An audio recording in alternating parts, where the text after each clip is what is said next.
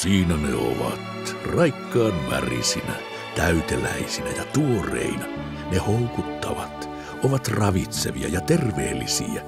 Aivan, niin niiden tulee ollakin. Sitähän pitää itsestään selvänä, kun poimii ne ostoskärryyn.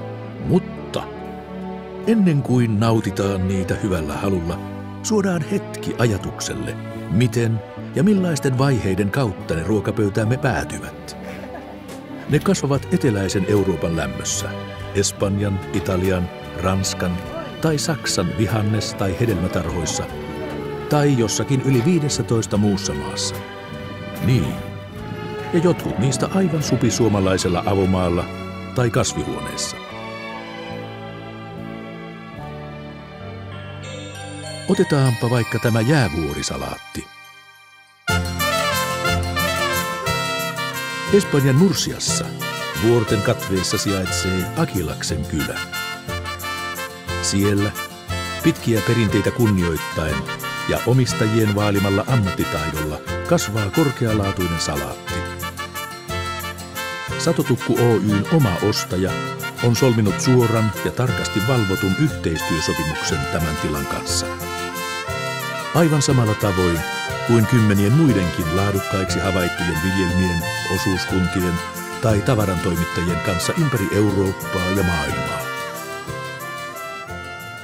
Satotukun ostajilla on monipuolinen kielitaito ja osaaminen. He ovat etsineet ja löytäneet laadukkaat tavarantoimittajat, jotka voivat esittää todistukset sosiaalisista oloista, laadullisesta osaamisesta sekä vastuullisuudesta.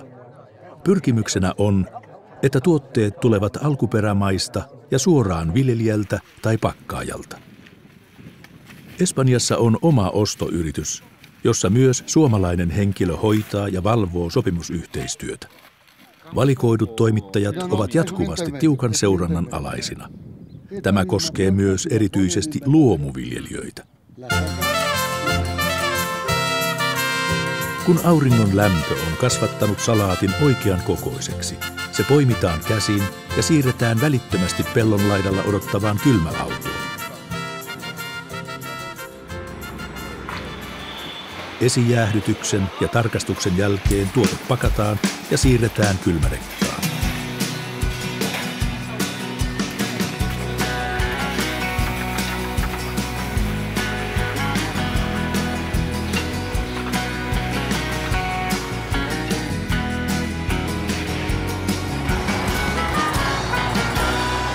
Suomeen salaatit saapuvat raikkaan viileinä Satotukun sopimuskuljettajien toimesta.